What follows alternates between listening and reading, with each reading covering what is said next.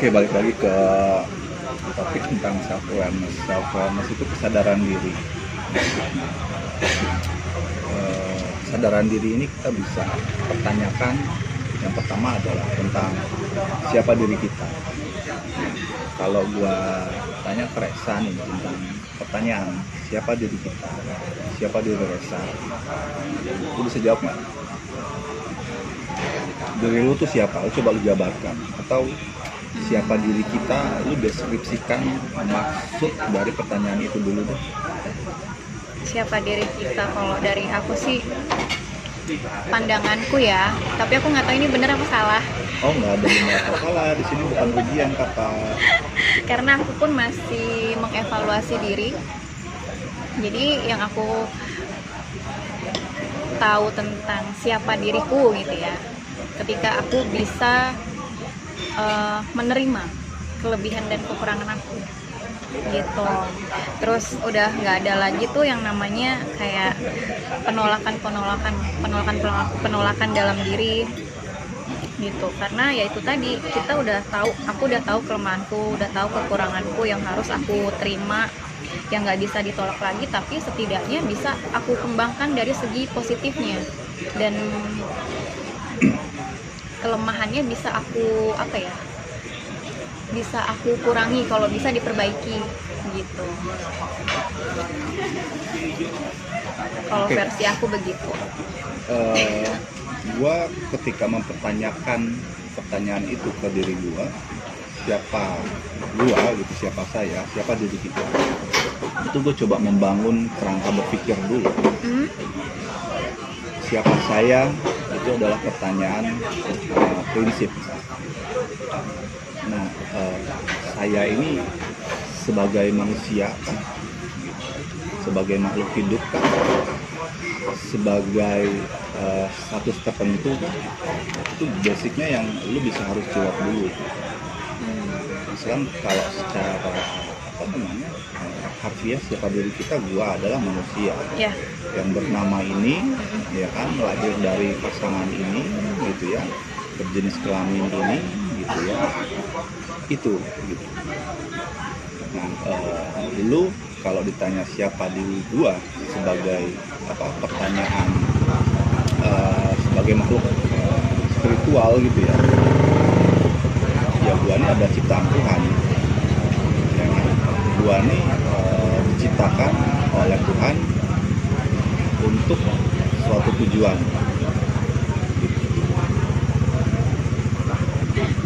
Nah, dari situ akan banyak runutan.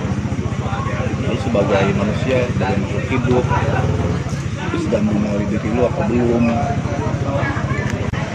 Terus lu dengan status sosial lu tersendiri gitu ya, dengan emosional yang lu punya gitu, lu harus bisa mendeskripsikan atau menjabarkan diri lu tuh seperti apa.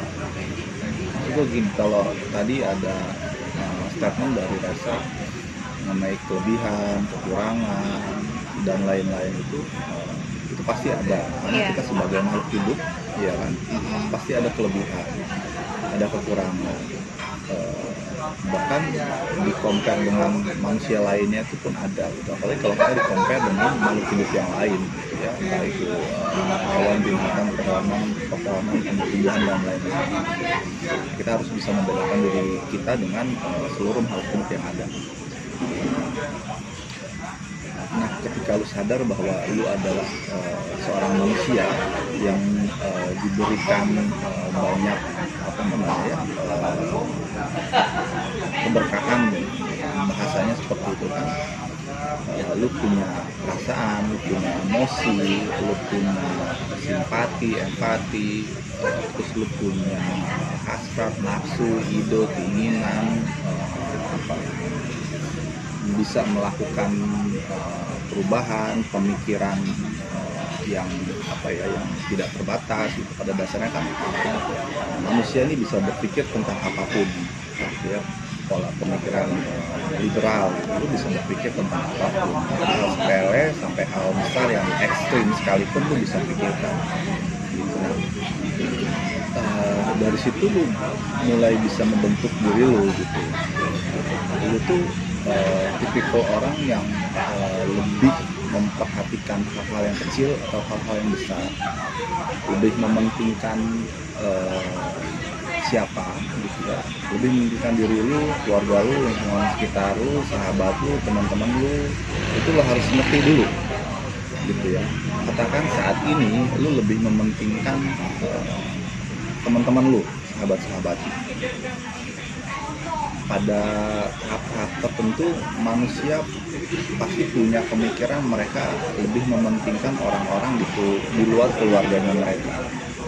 Nah, dalam kasus gua mungkin juga dulu ada waktu-waktu yang kira-kira gua bisa bilang waktu gua lebih banyak gua habiskan dengan teman-teman gua. Dulu aku juga gitu, Pak. Gitu. Ya. Berproses beberapa kejadian yang membuat gue harus berpikir ulang gitu ya, siapa yang sebetulnya harus gue pentingkan, prioritaskan. Singkat cerita ya, gue harus memprioritaskan keluarga gue, yang pada akhirnya aku pun juga berpikir begitu. Iya gitu, itu yang harus lu prioritaskan dalam kehidupan lu gitu. Itu yang harus memenuhi pikiran lu sebetulnya. Itulah yang menjadi tujuan lu untuk disenangkan gitu. Selebihnya itu kemudian kita tidak tinggalkan, kita tidak lupakan, tapi ya lu harus punya skala prioritas. Jadi kayak maksudnya kita punya circle tersendiri gitu, maksudnya kayak circle 1, circle 2, circle 3 dan seterusnya Iya, gitu. kira-kira Siapa begitu. yang berhak ada di circle 1, siapa yang ada di circle 2. Nah itu dulu, ketika lu bisa mendiversifikasi itu, membedakan itu, lu akan lebih mengenal diri lu, gitu. Akan lebih mengenal diri lu. Dari mana lu berasal, dari situlah apa bahasanya ya, cikal bakal lu itu. Selebihnya ya itu memang akan mempengaruhi lu, tapi secara jati diri gitu ya, lu harus nempel sama induk gitu, sama ya induk lu gitu ya, sama yang seharusnya ada di situ. Iya gitu. Terus dari gue percaya ya, kita ini sebagai anak manusia, kita tuh menurunkan sikap dan emosi orang tua. Iya. Gitu. Jadi untuk tahu diri lu harus tahu orang tua lu. Lu untuk tahu diri lu harus tahu keluarga besar lu. Iya. Karena yang gue bilang tadi, mereka itu adalah individu pertama yang mempengaruhi lu gitu, yang mempengaruhi kita. Ini kayak cermin lah. Iya, gitu. Lu mengenal diri lu ketika lu melihat keluarga lu. Gitu. Katakan misalkan Reza punya ibu yang ramah sekali gitu ya, tutur bahasanya santun dan lain-lain, punya sosok ayah yang berwibawa gitu kan, kasih sayang gitu. Nah itulah yang lu bisa jadikan patokan bahwa sifat-sifat itu harusnya secara bakat gitu ya, secara alami harusnya ada di diri lu gitu. Nah itu yang lu bisa bilang itu adalah kelebihan lu. Nah seandainya karena kan memang kita manusia pasti punya kekurangan. Iya. Kekurangan yang ada di orang tua lu katakannya, atau keluarga terdekat lu, itu yang harus kita gitu sebagai pribadi mengakui ada. Itu dulu, acceptance dulu, itu kita harus mengakui ada. Untuk apa? Untuk kita sadar bahwa itu ada dan kita bisa jadikan itu bahan untuk kita perbaiki. Iya, inovasi, merubah diri supaya nggak seperti mereka. Iya, betul.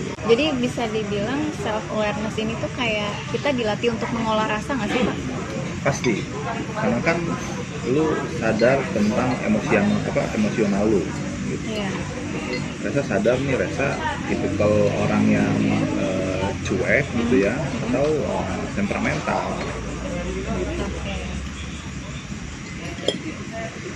Tipikal orang yang mudah kepancing emosi atau yang seperti apa. Terus tadi sempat gue bilang bahwa manusia juga sebagai makhluk spiritual ya, dia harus tahu siapa penciptanya gitu. Iya, benar. Untuk orang-orang yang percaya bahwa kita ini sebagai manusia diciptakan, gitu ya, harus tahu siapa yang menciptakan. Tapi yang menciptakan juga punya maksud dan tujuan kenapa sang pencipta itu menciptakan kita gitu, sebagai ciptaan. Nah kalau itu gue akan kebalikin ke personal masing-masing gitu, tentang apa yang dia percaya tentang Tuhannya. Atau mungkin kita bisa menggunakan istilah religi, kita balikin ke agama masing-masing, tuntunan apa yang disampaikan agama untuk kita gitu.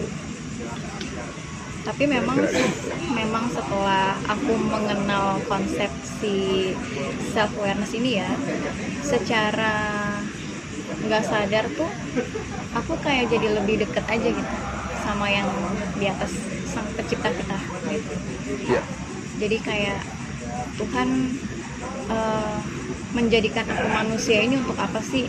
Tuhan mempertemukan aku kepada orang-orang ini untuk apa sih gitu. Mungkin kalau aku nggak ketemu sama mereka, aku tidak akan berpikir seperti ini gitu loh. Jadi sekarang tuh bukan, kalau aku ya udah tidak menyalahkan orang lain sih gitu loh. Gara-gara lo nih gitu gue jadi begini gitu, itu enggak.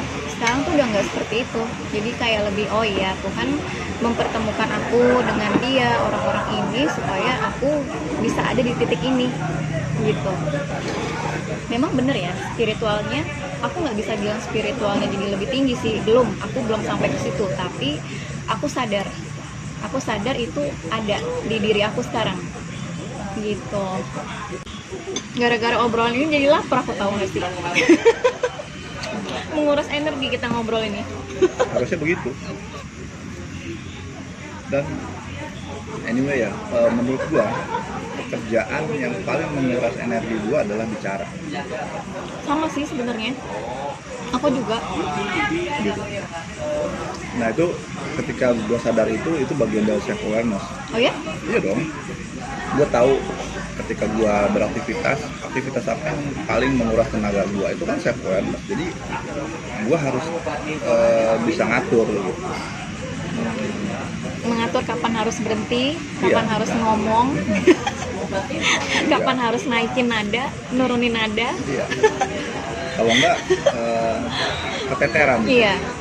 Jadi gunanya ya gue sadar itu untuk supaya jangan sampai gue merasa lelah, tapi gue nggak tahu penyebab gue lelah itu apa.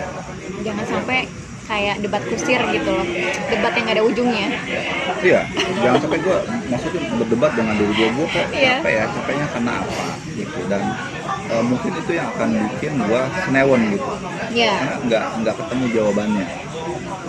Apa gue capek karena pekerjaan yang menggunakan fisik, atau gue capek karena mikirin sesuatu yang berat, atau gue capek karena kondisi tubuh gue yang memang lagi nggak fit gitu kan. Yang padahal sebetulnya dari observasi dengan diri gue sendiri, gue mendapatkan jawaban bahwa bicara itu salah satu pekerjaan yang bisa membuat gue capek gitu, exhausted gitu. Bahkan gue bisa bilang dalam beberapa hal atau kondisi, bicara itu akan lebih bikin gue capek daripada kerja fisik gitu. Kayaknya memang aku juga sih capek ngomong gitu. Tapi kalau nggak ngomong gimana? Tapi tau nggak, sebetulnya perempuan itu memang diciptakan punya kemampuan berbicara lebih banyak dan lebih lama dari laki-laki. mungkin gue salah, nanti bisa dicek, sekitar 20.000 kata sehari. Kalau itu nggak keluar, nah, itu akan membuat dia uring-uringan, Ya. susah tidur, bad mood. Kalau laki-laki itu kalau nggak salah hanya 7.000 kata. Oh ya? Iya, lebih sedikit. Sedikit ya? Iya, jadi ketika laki-laki pulang rumah itu cenderung sudah tidak banyak bicara lagi, Karena udah capek. sudah habis di tempat dia beraktivitas, sudah dihabiskan dari pagi sampai sore, kira-kira begitu. Jadi ketika dia sampai rumah itu dia cenderung tidak akan banyak bicara gitu. Tapi lain halnya dengan wanita kalau memang masih ada sisanya gitu ya, sekian ribu kata dia harus keluarkan sebelum dia tidur. Ini coba diobservasi lagi, karena gua cukup untuk tahu kondisinya seperti itu. Gua tidak harus tahu spesifik angkanya, tapi yang gua tahu kira-kira segitu. Untuk Resa cari tahu boleh. Oke, nanti aku coba lah. Itu bagian dari mengenali diri sendiri. Karena lu sebagai perempuan, sebagai laki-laki, dengan tahu itu gitu ya, hidup itu akan lebih mudah dimengerti. Tapi nanti dibilang cerewet nggak sih? Dibilang cerewet, bawel gitu nggak sih? Tanggapan Bapak Tergantung gimana? yang bilang lu cerewet siapa. Balik lagi ke diri orang lain itu ya? Iya, ketika orang yang bilang lu cerewet itu belum tahu teori tadi atau hasil penelitian itu, ya dia mungkin perlu dikasih tahu. Jadi katakan gini, ini perlu juga dan wajib diketahui oleh mereka-mereka yang hidupnya berpasangan, maksud gua gitu, dan memiliki pasangan, ya kan, katakan suami istri gitu. Si suami juga harus paham bahwa istrinya itu seorang wanita gitu kan, dan wanita itu perlu mengeluarkan sekitar 20.000 kata dalam sehari.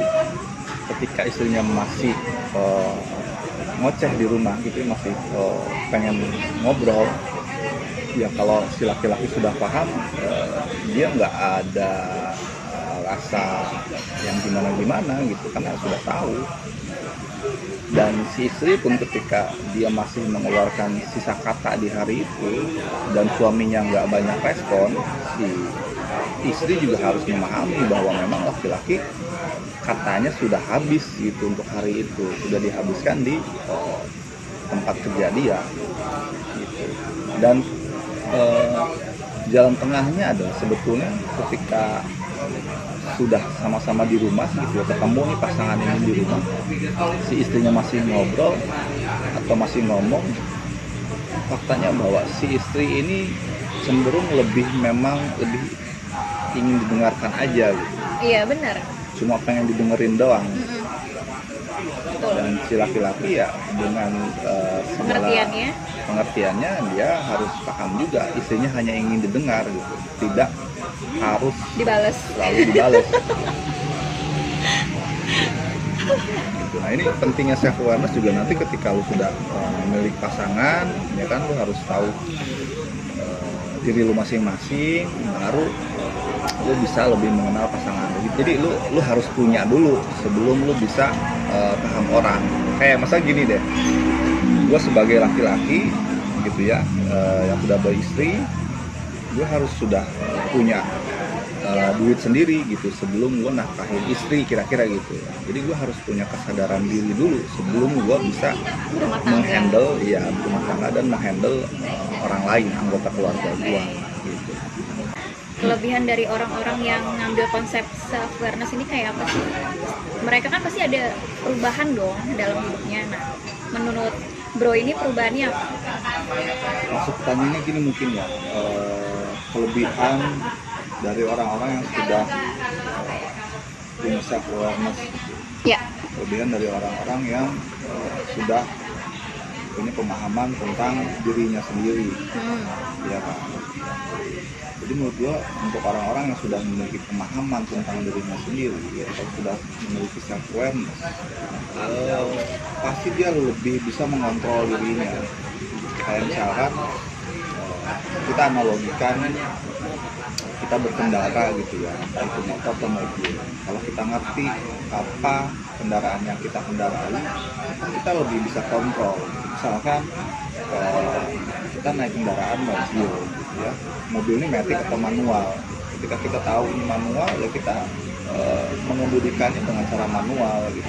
Ketika kita naik mengendarai mobil matic, ya cara mengendarai juga berbeda dengan mobil manual. Itu selayaknya mobil matic. Gua rasa itu. Jadi orang-orang yang sudah memiliki self awareness harusnya mereka sudah lebih bisa mengontrol dirinya sendiri gitu. Karena dia tahu seberapa tingkat emosionalnya dia, seberapa hati dan perasaannya bisa menerima sesuatu gitu. Terus kalau sudah punya self awareness, dia juga lebih lebih percaya diri gitu ya, dalam berinteraksi dengan orang lain. Gitu. Betul. Karena ketika berinteraksi dengan orang lain, kita tidak harus ambil pusing tentang apa yang orang lain katakan tentang kita. Karena nggak semua orang, nggak semua perkataan orang itu bisa kita kontrol. Gitu. Apa yang keluar dari mulut mereka kita nggak bisa kontrol kan. Betul. Perilaku mereka terhadap kita juga nggak bisa 100% kontrol. Ketika kita punya self awareness itu, jadi kita tahu diri kita tuh kalau diginiin kita akan sakit hati. Tapi karena kita tahu, kita sadar akan sakit hati, kita sudah lebih siap kira-kira gitu. Sudah lebih siap dengan apa ya? Sudah lebih siap akan inilah. Apa yang akan kita terima? Apa yang akan kita terima dan terjadi gitu. Iya. Kayak kita udah memprediksi gitu loh. Iya. Oh, ini bakalan kayak gini gitu.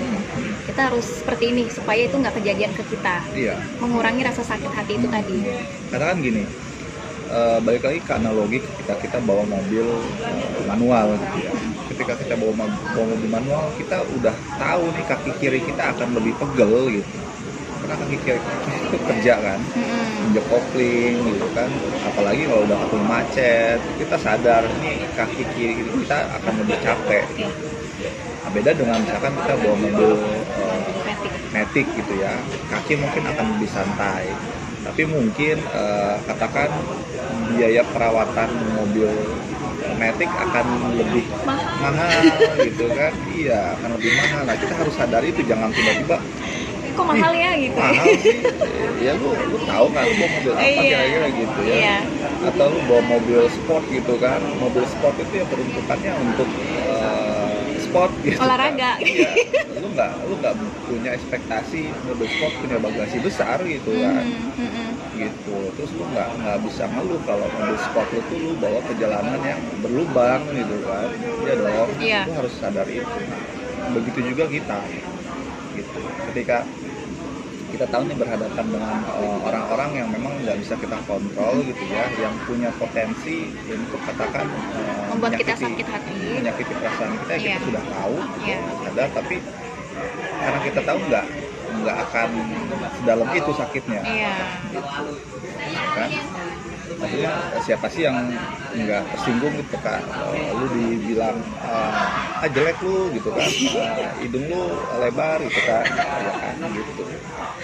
Tapi ketika kita tahu, oh iya memang hidung gua lebar, Iya, gitu. jadi kan harus mensyukuri dong Iya, gitu loh. itu hidung gua lebar, tapi kan yang nyiptain kan Tuhan, iya, bukan yang kita kan manusia. tuh maha benar, gitu kan.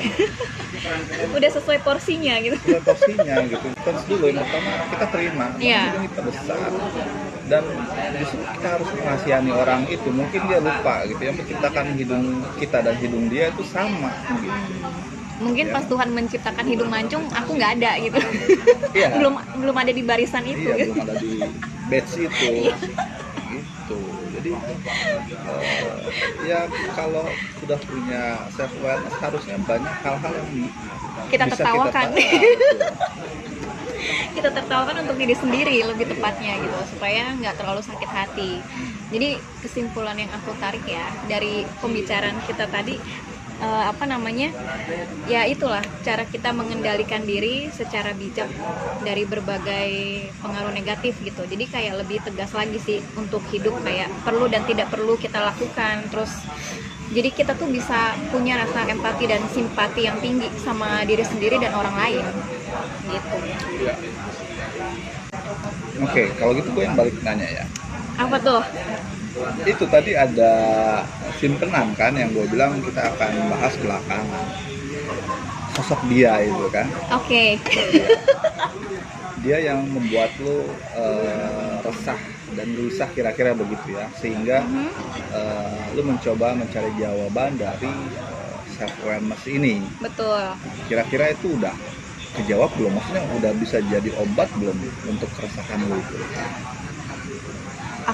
Aku nggak tahu sih ini masuknya dalam obat tanda kutip itu tadi atau belum, tapi yang pasti aku sudah bisa mengendalikan situasi yang sebelumnya terjadi, dan ketika itu terjadi lagi aku udah tahu harus apa gitu. Oke, kalau bukan obat, harusnya ini sudah bisa jadi solusi belum lu?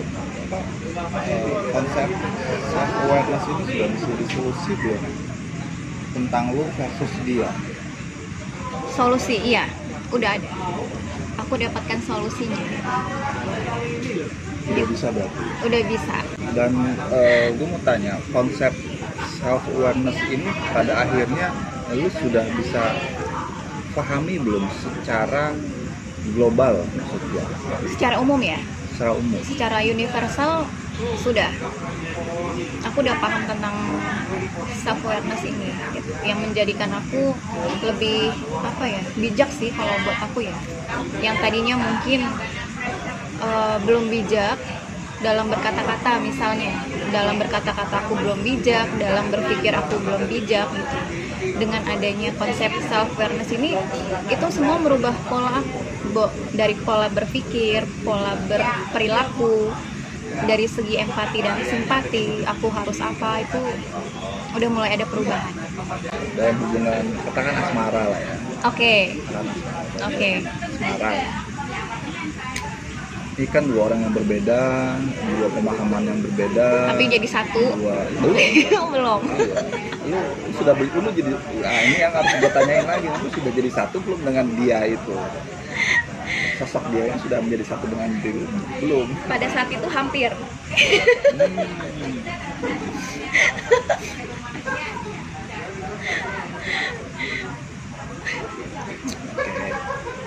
Tapi meleset gitu ya? Meleset. Itu sebabnya terciptalah self awareness. Supaya aku nggak terlalu sakit. Iya, supaya aku nggak terlalu sakit hati gitu. Itu makanya aku cepet-cepet mencari teori self awareness itu tadi. Gitu. Oke, ya baiklah. Urusan asmara lagi ya, capek deh, udah. Aduh, mudah-mudahan orangnya nggak denger sih. Kalau itu mungkin jalurnya harus agak beda sedikit. Kalau antara kau dan dia ini konsepnya adalah hubungan asmara gitu ya. Kan relationship yang berbeda ya. Iya. Kan hubungan teman, dengan orang tua, dengan saudara, dengan atasan, dengan Cara menghadapinya beda. Iya. Yang pertama, harapan lu tentang dia dan harapan dia tentang lu itu kan sudah berbeda pasti. Nah, kalau hubungannya dengan self awareness ini, ya lu harus tahu apa yang lu inginkan itu adalah sebuah prinsip besar atau tidak, dan yang dia inginkan dari lu itu sebuah prinsip yang besar atau tidak. Karena kalau memang hanya prinsip-prinsip atau hal-hal yang receh itu harusnya bisa dieliminir. Iya. Tapi kalau memang itu sudah prinsip besar dan sesuatu yang lu harus memang pegang teguh karena itu bagian dari jati diri lu, ya lu nggak harus kecewa gitu. Iya. Karena kalau lu paksakan, pada akhirnya lu akan kehilangan diri lu akan kehilangan jati diri lu.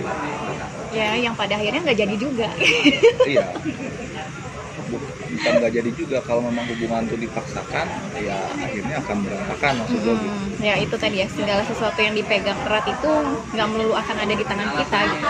Mau Ya. nggak mau harus dilepasin supaya Iya. tahu hasilnya apa, ini baik atau enggak. Betul. Tuh. Karena nggak baik memang ya, lama-lama nggak baik terlalu erat menggenggam, itu nggak baik. Karena aku merasakan sendiri terlalu memaksakan. Itu masuk salah satu ego nggak sih Pak? Terlalu menggenggam yang diharapkan mungkin ya, bisa dibilang ya. Iya, ya kalau konteksnya itu memang ego itu. Ego ya. Ego.